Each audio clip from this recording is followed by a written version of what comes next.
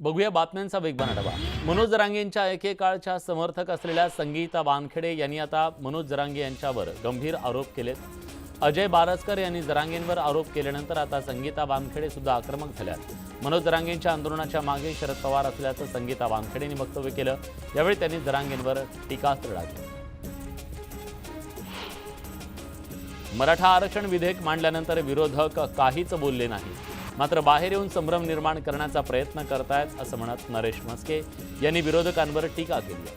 दरम्यान मराठा आरक्षण विधेयकाचा निकाल जर चुकीचा असेल तर ज्येष्ठ नेत्यांनी मार्गदर्शन करावं, त्याचबरोबर ओबीसीतून मराठ्यांना आरक्षण द्यावं की नाही याबद्दल मराठ्यांनी आपली भूमिका स्पष्ट करावी असंही म्हस्के म्हणाले। उपमुख्यमंत्री अजित पवार यांचे धाकटे चिरंजीव जय पवार यांनी बारामती इथल्या राष्ट्रवादी भवनात हजेरी लावत कार्यकर्त्यांशी संवाद साधला। यावेळी कार्यकर्त्यांनी मोठी गर्दी केली। नवी मुंबईतल्या खारघरमध्ये आयोजित अश्वमेध महायज्ञाला भाजपचे राष्ट्रीय अध्यक्ष जे.पी. नड्डा यांनी भेट दिली। यावेळी त्यांच्यासोबत उपमुख्यमंत्री देवेंद्र फडणवीस, सांस्कृतिक मंत्री सुधीर मुनगंटीवार उपस्थित होते। मेळघाटातील विटभट्ट्यांवर काम करणाऱ्या मजुरांच्या मुलांसाठी अखेर वसतिशाळा सुरू करण्यात आली आहे। गेल्या 4 महिन्यापासून ही मुलं शाळेपासून वंचित असल्याची बातमी न्यूज 18 लोकमतनं दाखवल्यानंतर जिल्हा प्रशासनाच्या वतीनं शाळा भरवण्यात येते।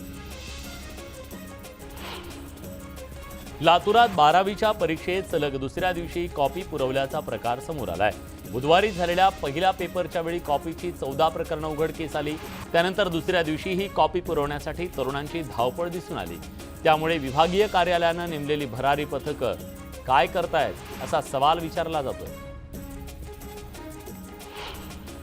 नांदेडमधील गुरुद्वारा परिसरातील अतिक्रमण महापालिकेनं पाडलंय। गुरुद्वारा गेट नंबर 1 ते देना बँक या रस्त्यावर मोठ्या प्रमाणात अतिक्रमण करण्यात आलं। त्यावरील कारवाई विरोधात काही जण हायकोर्टात गेले, मात्र कोर्टानं पालिकेच्या बाजूने निर्णय दिला। वाहन चालकांना शिस्त लावण्यासाठी नांदेडमध्ये वाहतूक पोलिसांनी विशेष मोहीम उघडली आहे। त्या अंतर्गत 20 दिवसात तब्बल 66 लाखांचा दंड वसूल करण्यात आला। बंजारा समाजाचं आराध्य दैवत श्री संत सेवालाल महाराज यांच्या जयंतीचं औचित्य साधून उदगीर शहरात भव्य मिरवणूक काढण्यात आली। या मिरवणुकीत बंजारा महिला आणि बांधव मोठ्या संख्येनं सहभागी झाले। भुसावळच्या कुंदकेश्वर महादेव प्राण प्रतिष्ठा सोहळ्यानिमित्तानं कलश शोभायात्रा काढण्यात आली। यावेळी खासदार रक्षा खडसे उपस्थित होत्या। गोंदियातील कचारगड यात्रेला सुरुवात झाली आहे। त्यासाठी 18 राज्यातील आदिवासी बांधव गोंदियात दाखल झाले।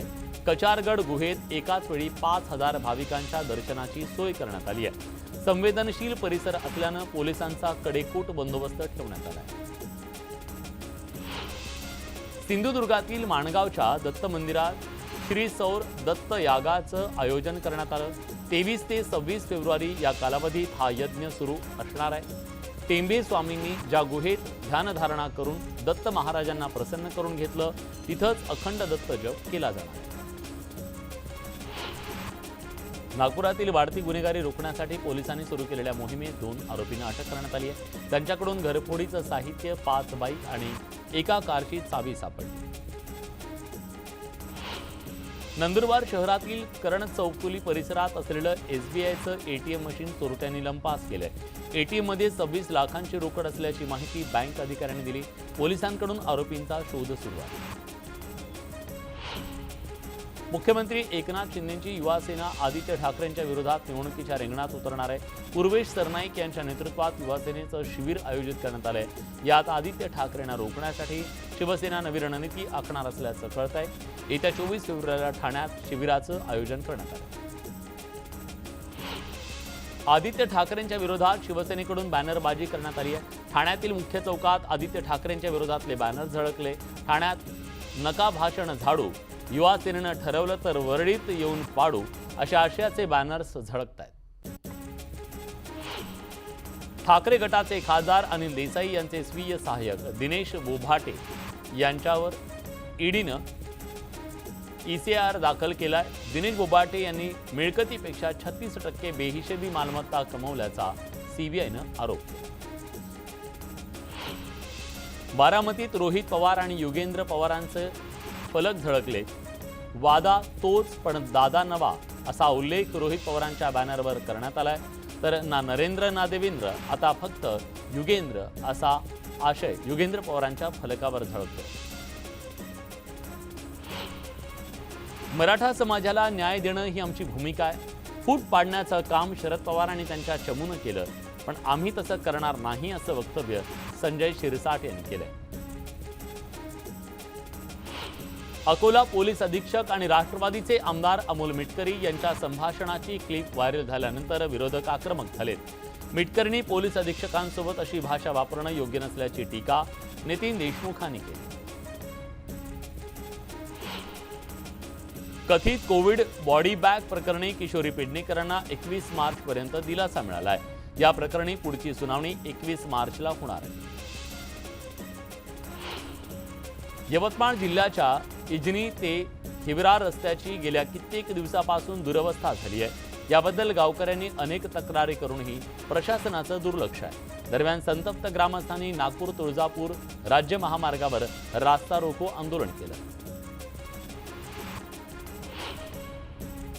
महाबळेश्वरमध्ये 100वे अखिल भारतीय मराठी नाट्य संमेलन आणि महाबळेश्वर महोत्सव 2024चं आयोजन करण्यात आलंय. मुख्यमंत्री एकनाथ शिंदेंच्या हस्ते त्याचं उद्घाटन होणार आहे. 23, 24 आणि 25 फेब्रुवारी दरम्यान या सांस्कृतिक कार्यक्रमांना सुरुवात होणार आहे. संभाजीनगरमध्ये भर बाजारपेठेत फुग्यात भरण्यात येणाऱ्या गॅसचा स्फोट झाला. नागरिकांना गॅसचा स्फोट झाला असं वाटल्यानं नागरिकांची तारांबळ उडून धावपळ उडाली. अग्निशमन दलाची गाडी देखील ताबडतोब घटनास्थळी पोहोचली. सुदैवानं यात मोठं नुकसान झालं नाही. रत्नागिरी जिल्ह्यातील जयगड किल्ल्याचा बुरुज ढासळल्याचा व्हिडिओ आणि फोटो व्हायरल झाल्यानंतर प्रशासनानं त्याची दखल घेतली.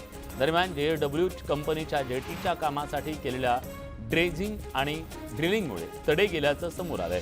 दरम्यान याविरोधात ठोस पावलं उचलण्याची मागणी दुर्गप्रेमी आणि जिल्हावासियांनी केली.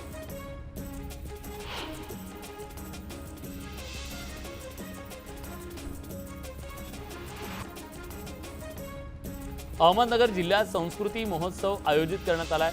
स्थानिक कलाकारांच्या गुणांना वाव देण्यासाठी तसंच शेतकऱ्यांनाही व्यासपीठ उपलब्ध करून देण्याचा सरकारचा मानस आहे. दरम्यान महोत्सवाच्या सुरुवातीला शोभायात्रेत खासदार सुजय विखे पाटलांनी लेझिम खेळण्याचा आनंद लुटला. नाशिक महापालिकेनं सिटी लिंक करता 24-25 या आर्थिक वर्षाच्या अंदाजपत्रकात 70 कोटींची तरतूद केली आहे. सिटी लिंकचा तोटा वाढत चालल्यानं आणखी 8 कोटींची तरतूद करण्याची मागणी केली जाते. नाशिक पोलीस आयुक्तालयाच्या व्हॉट्सअप हेल्पलाईनवर नाशिककरांनी उत्तम प्रतिसाद दिल्यानं अधिकारी आणि कर्मचारी शनिवारपासून मॉर्निंग वॉक सुरू करणार आहेत. या माध्यमातून पोलीस मैदानं, जॉगिंग ट्रॅकवर नागरिकांशी संवाद साधून तक्रारी जाणून घेतल्या जाणार.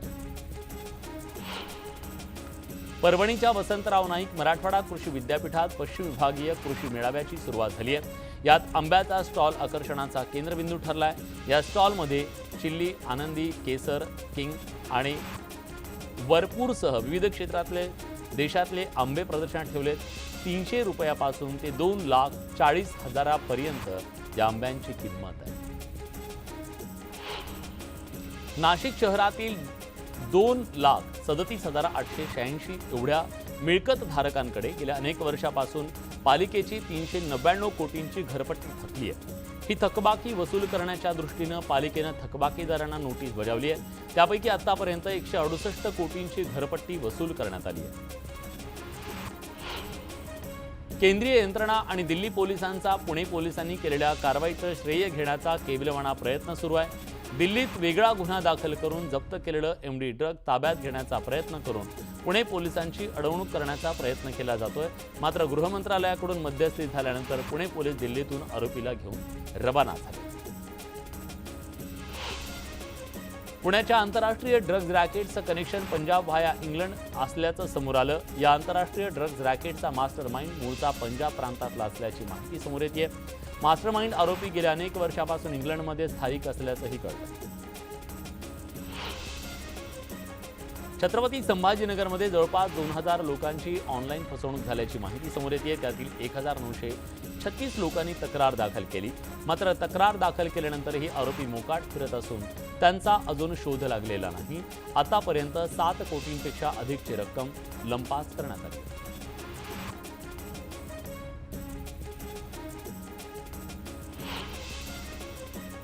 एक छोटासा ब्रेक, कुठे जाऊ नका, पहा फक्त न्यूज 18 लोक.